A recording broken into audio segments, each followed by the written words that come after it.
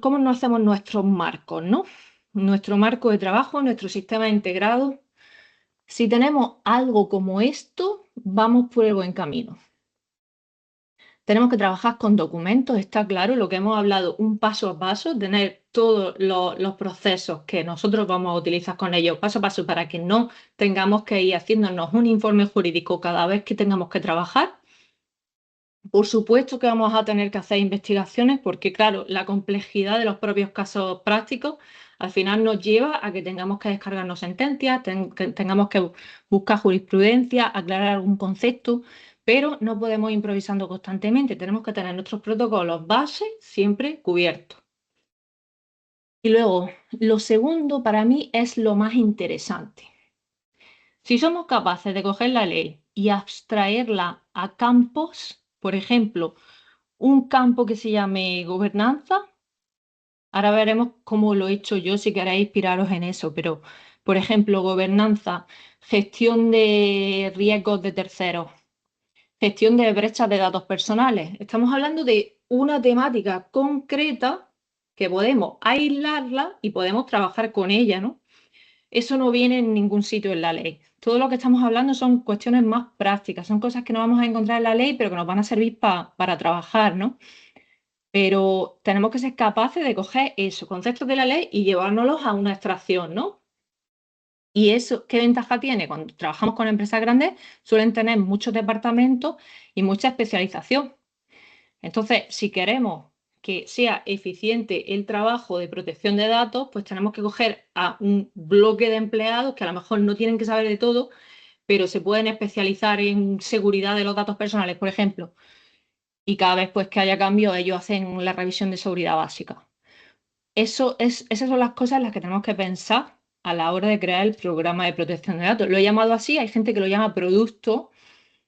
En mi caso, a mí me encaja mejor la palabra programa porque no es un proyecto tampoco, pero un programa de protección de datos es como un sistema de trabajo, ¿no? Una hoja de ruta, eso sí que los abogados en general están acostumbrados a trabajar con eso, que no deja de ser la lista de, eso sí, es más parecido a una lista de tareas. Yo diría que es una lista de proyectos, una lista de misiones que tenemos que ir cumpliendo para saber que tenemos cubiertos los requisitos legales, las obligaciones que correspondan. En este caso, hay que tener en cuenta que como esto no es tachar la lista y te olvidas, sino que en la protección de datos, la ley lo dice clarísimamente, que tenemos que estar en un sistema de mejora continua, pues vamos a ir, pues podemos verla como una hoja de ruta de progreso. Pues ahora tenemos un progreso del 80% aquí, el día de mañana podemos llegar al 90%. Tenemos que ir priorizando según los recursos que tiene la empresa, ¿no? Más arriba, bueno, lo tengo aquí más arriba en la pirámide, pero realmente es una de las bases. La gestión de riesgos, al ser la protección de datos y otras legislaciones de derechos digitales basadas en riesgos, en la gestión de riesgos, pues tenemos que tener un método y un sistema muy claro de cómo vamos a identificar esos riesgos, cómo vamos a analizarlos, evaluarlos, rankearlos, priorizarlos y evaluar el impacto. Y de hecho, de ahí, de los riesgos que salga, va a salir también, esto se retroalimenta, ¿no? O sea, la hoja de ruta va a estar condicionada por las prioridades que vienen de la gestión de riesgos, ¿no? Por último, y volvemos un poco atrás, viendo aquí que es súper importante el que ellos, en que las empresas grandes puedan demostrar credibilidad y que tengamos pruebas para demostrarla, tenemos que tener un sistema de métricas e informes. Tenemos que ser capaces de ofrecerle al cliente un servicio que demuestre con números cuál es el impacto que estamos teniendo, ¿no? Y que ellos mismos puedan demostrar ante sus propios clientes ese impacto. Porque cuando estamos hablando de protección de datos, estamos hablando de gestión de riesgos. Entonces, cómo yo lo hago son realmente 5 universos de riesgos distintos. Aquí solamente hay 3, pero yo tengo 5. El artículo 24, que es lo que estamos hablando de la gobernanza efectiva, ser capaces de demostrar a la empresa de que está cumpliendo.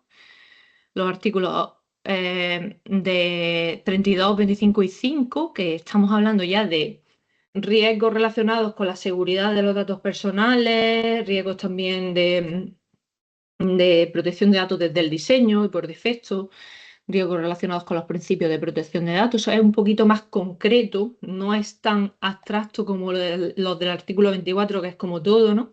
Y luego la evaluación de impacto de protección de datos, que solo se va a dar en los casos de alto riesgo. No vamos a tener que hacerla siempre.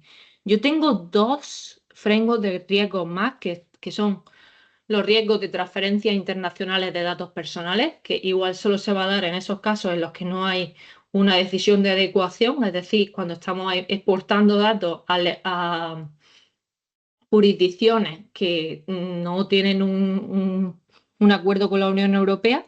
Y luego, pues, la gestión de riesgos de terceros, de la que estaba hablando antes, gestión de riesgos de los encargados del tratamiento y sobre todo de las cesiones a empresas que van a utilizar los datos para sus propios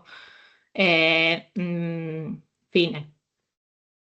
Entonces, de esto se trata de coger la ley y, digamos, montar el puzzle de una manera que luego todo esto se retroalimente entre sí, nos permita manejar todos estos artículos que al final la ley te dice, gestiona los riesgos en estas materias distintas. Pero bueno, tenemos que saber cómo diferenciar las materias, pero cómo conectarlas también. Tiene que haber algún enlace entre ellas, ¿no?